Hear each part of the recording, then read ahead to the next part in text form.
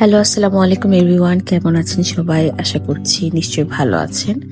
ঘুম থেকে উঠে আজকে আমার মনটা খুব ভালো হয়ে গেল। কি সুন্দর চারপাশে বৃষ্টি। এরকম একটা স্নিগ্ধ সকাল দেখলেও কিন্তু মন ভালো হয়ে যায়। আমার গাছগুলো কি সুন্দর ভিজে আছে, চারপাশটা কেমন ভিজে একাকার। আমি হাত বাড়িয়ে একটু ছুঁয়ে দেখার চেষ্টা করছিলাম, একটু বৃষ্টি গায়ে মাখাচ্ছিলাম। এই বৃষ্টির টুপটুপ শব্দেই কিন্তু আমার ঘুম ভেঙেছিল। তো এর মধ্যেই দেখলাম আমার গাছগুলো কি সুন্দর করে ভিজে আছে। ঘুম থেকে উঠে এরকম সবুজ সবুজ দেখতেও কিন্তু মন ভরে যায়, তাই না? তো এর মধ্যেই দেখলাম আমার নয়নতারাও দুটো ফুল ফুটেছে। এইগুলো দেখে তো আরো মনটা ভালো হয়ে গেল। কি সুন্দর হয়ে আছে, তাই না? দেখতেই ভালো লাগছে। তো সবগুলো একেবার করে দেখে নিলাম, সবগুলো ভিজে আছে, তার মানে আজকে আর এক্সট্রা কোনো পানি দিতে হবে না। এরকম একটা দিনে চা না খেলে কি হয়? ঘুম থেকে উঠে মনে হলো যে এরকম একটা স্পেশাল দিনে একটু অন্যরকম ভাবে একটু চা খাই। তো ভাবলাম কিভাবে কি করা যায়। তো চলে গেলাম কিচেনে, গিয়ে একটি প্যান বসিয়ে দিলাম। তার মধ্যে প্রয়োজন মতো চিনি নিলাম, আর তাতে কিছুটা পানি অ্যাড করবো। এটা আমি ইউটিউব থেকেই দেখেছিলাম, কোনো একটা ভিডিও থেকে। এই যে আমি পানি অ্যাড করছি, পানিটাও আমি আমার প্রয়োজন মতো দিব, যতটুকু ক্যারামেল বানানোর জন্য প্রয়োজন হয়। আর এরপরে গ্যাসটা অন করে দিয়েছি। গ্যাসটা কিন্তু লো ফ্লেমে রাখতে হবে।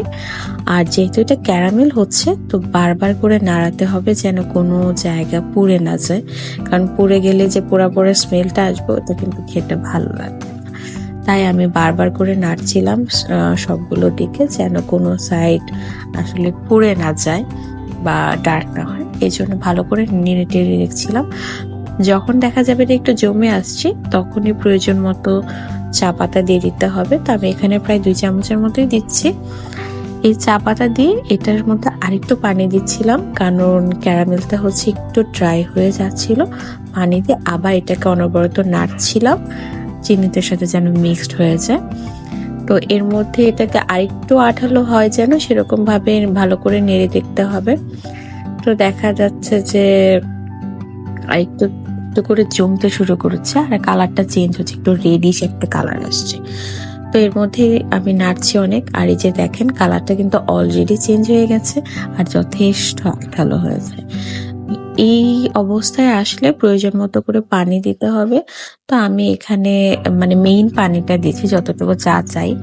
তো এর মধ্যে আমি প্রায় 2 কাপের মতো পানি দিয়েছি। পানি দিয়েও এটাকে আবার ভালো করে নাড়তে হবে, কারণ ক্যারামেলটা যেরকম জমাট হয়ে গেছিল, এটা ভালোভাবে পানির সাথে মিক্স করতে হবে।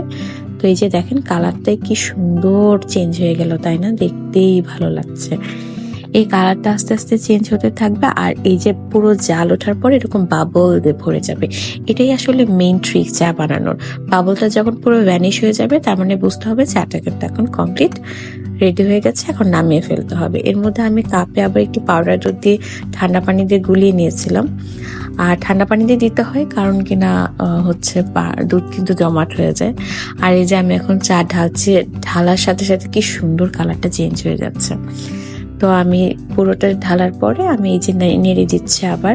নাড়ার পরে দেখলাম যে না, আমি আর একটু ব্রাইট একটু কালার চাই। তো আমি আবার একটু মিল্ক অ্যাড করলাম, অ্যাড করে আবার নাড়ছি। তো আমি 2 কাপ পানি দিয়েছিলাম, তো আমি এখানে 2 কাপ চাই বানাচ্ছি। একটা আমার জন্য বানাচ্ছি, আর একটা আমার ছোট ভাইয়ের জন্য বানাচ্ছি। তো আর একটু মিল্ক অ্যাড করার পরে দেখলাম কালারটা এখন আমার পারফেক্ট এসেছে। আর চায়ের সাথে টোস্ট না হলে তো আমার খুব একটা জমে না, তাই টোস্ট নিয়ে নিলাম। আর এই যে একটু বৃষ্টি বিলাস করবো আর একটু চা খাবো, এটাই আমার সুন্দর একটা সকাল। আসলে খুশি হতে বা নিজেকে ভালো রাখতে খুব বেশি দরকার হয়, এই সিম্পলি যথেষ্ট। এখন বৃষ্টি বিলাস করবো আর চা খাবো। তো আপনাদের কেমন কেটেছে সারাদিন জানাবেন। ভালো থাকবেন সবাই। থ্যাংক